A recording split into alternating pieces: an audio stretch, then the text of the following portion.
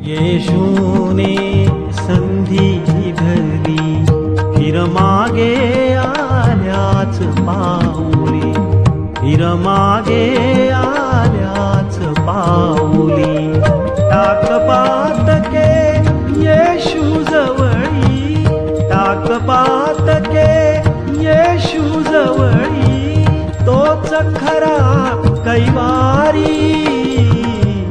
विचार कर अंतरी मानवा, विचार कर अंतरी मानवा, विचार कर अंतरी. प्रभू येशू ख्रिस्ताच्या सर्वश्रेष्ठ नामात आपणांस अभिवादन. मत्तेकृत शुभवर्तमानाच्या 10व्या अध्यायातील 15व्या वचनामध्ये असे म्हटले आहे, मी तुम्हास खचित सांगतो, न्यायाच्या दिवशी त्या नगरापेक्षा सदोम व गमोरा या प्रदेशाला सोपे जाईल. एकदा एक मित्र माझ्याकडे आला व मला म्हणाला, जेव्हा सर्वजण रविवारी मस्तपैकी आराम करतात आणि मौज मस्ती करतात, तेव्हा तुम्ही लोक चर्चमध्ये म्हणजेच तुमच्या मंडळीमध्ये जाता. तुम्ही कोणत्या गोष्टींना मुकता हे तुम्हाला कळतंय का? मी त्याला म्हणालो, हे खरं आहे की मी माझ्या जीवनात बऱ्याच गोष्टींना मुकलो आहे व भविष्यातही अनेक गोष्टींना मुकणार आहे. त्याने मला विचारले, कोणत्या गोष्टी? मी त्याला उत्तर दिले, मी प्रभू येशू ख्रिस्तावर विश्वास ठेवला आणि मला माझ्या पापांची क्षमा झाली.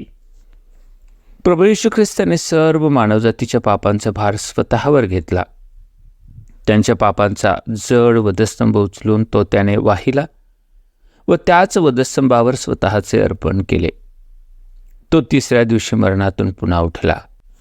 आता प्रभू येशू ख्रिस्तावरील विश्वासाच्या द्वारे मी काय काय गमावले पहा. मी नरकाच्या शिक्षेला मुकलो. त्याच्यावरील विश्वासाच्या द्वारे मी परमेश्वराच्या क्रोधाला मुकलो. नरकाच्या भयानक शिक्षेलाही मुकलो आणि अनंत काळच्या शोक करण्याला व दाद खाण्यालाही मुकलो. या सर्व गोष्टी गमावतानाच मी परमेश्वराकडून पापक्षमा, अद्भुत शांती आणि परमेश्वरासोबत सभेट व स्वर्ग प्राप्त केला आहे.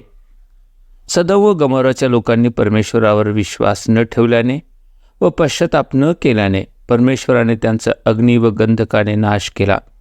जो कोणी प्रभू येशू ख्रिस्तावर विश्वास ठेवत नाही, त्याची फजिती सदोम व गमोराच्या त्या लोकांपेक्षाही भयानक होईल. आपण काय गमावण्याची व काय कमावण्याची इच्छा करता?